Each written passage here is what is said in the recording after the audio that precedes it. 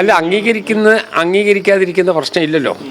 എന്നെ സംബന്ധിച്ച് ഞാൻ പറയാം, ഹൈക്കമാൻഡ് എടുക്കുന്ന ഒരു തീരുമാനത്തിൽ ഞാൻ 100% കൂടെ നിൽക്കും. 100%. കാരണം being a party man, it's my duty to obey my high command.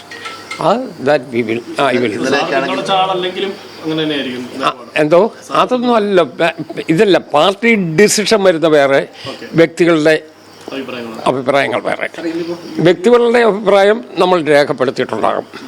അതെന്താണെന്നുള്ള എൻ്റെ അഭിപ്രായം ആരും ഇതുവരെ കൃത്യമായി പുറത്ത് പറഞ്ഞതായിട്ട് എനിക്കറിയത്തുമില്ല. വ്യക്തികളുടെ അഭിപ്രായം രേഖപ്പെടുത്തിയിട്ടുണ്ടാകും.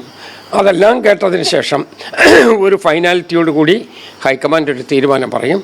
ആ തീരുമാനം അക്സെപ്റ്റ് ചെയ്ത് പോവുക എന്നുള്ളത് ഒരു പാർട്ടി പ്രവർത്തകൻ്റെ പ്രാഥമികമായ കടമയാണ്. പ്രഖ്യാപനം ഉണ്ടാകുന്ന രൂപത്തിലാണല്ലോ എല്ലാവരും കൂടെ വിളിച്ചിരിക്കുന്നത്. പാർലമെൻ്ററി പാർട്ടി യോഗത്തിനകത്താണ് നടത്തുക എന്ന് അവിടുന്ന് തന്നെ ഡൽഹിയിൽ നിന്ന് തന്നെ അറിയിക്കുകയും ചെയ്തു. അപ്പോൾ സ്വാഭാവികമായിട്ട് അതിൻ്റെ ഫൈനൽ സ്റ്റേജ് അവിടെയാണ്. ഈ പാർലമെൻ്ററി പാർട്ടി യോഗത്തിലെ ഭൂരിപക്ഷം തന്നെ ആയിരിക്കും മാനദണ്ഡം? അതൊന്നും ഞാൻ പറയാൻ കഴിയില്ല. കാരണം ഒരു പ്രോസസ്സാണ്. ആ പ്രോസസ്സിനകത്തെ ഹൈക്കമാൻഡ് എല്ലാവരെയും വിളിപ്പിച്ചു. രാഹുൽജി തന്നെ നേരിട്ട് കുറച്ച് ആളുകളെ വീണ്ടും വിളിപ്പിച്ചു. അതിനുശേഷം ഫർദർ ഡിസ്കഷൻസ് നടത്തി. അതിനുശേഷം ഒരു തീരുമാനമെടുത്തു. ആ തീരുമാനം അവർ തന്നെ ഇവിടെ അറിയിക്കുന്നതിന് വേണ്ടിയുള്ള പ്രതിനിധിയെ നിയോഗിച്ചിട്ടുണ്ട്.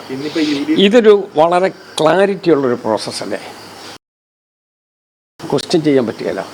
ജനാധിപത്യത്തിൽ ആ പ്രോസസ്സിൽ കൂടി അല്ലേ പോകാൻ കഴിയൂ. അങ്ങനെയൊരു പ്രോസസ്സാണ് ഹൈക്കമാൻഡ് എടുത്തത്.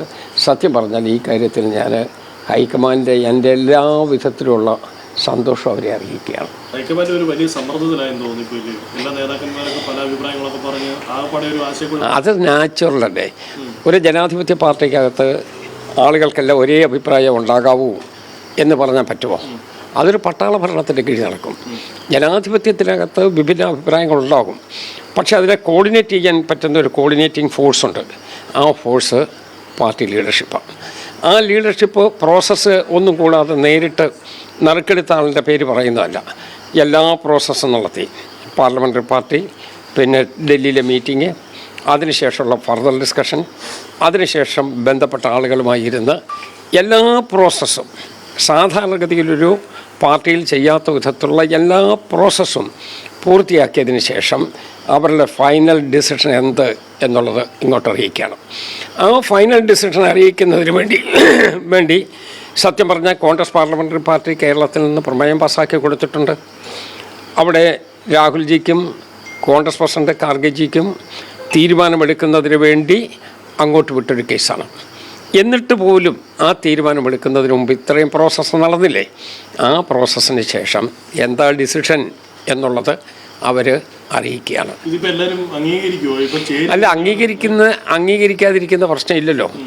എന്നെ സംബന്ധിച്ച് ഞാൻ പറയാം, ഹൈക്കമാൻഡ് എടുക്കുന്ന ഒരു തീരുമാനത്തിൽ ഞാൻ 100% കൂടെ നിൽക്കും. 100%. കാരണം being a party man, it's my duty to obey my high command.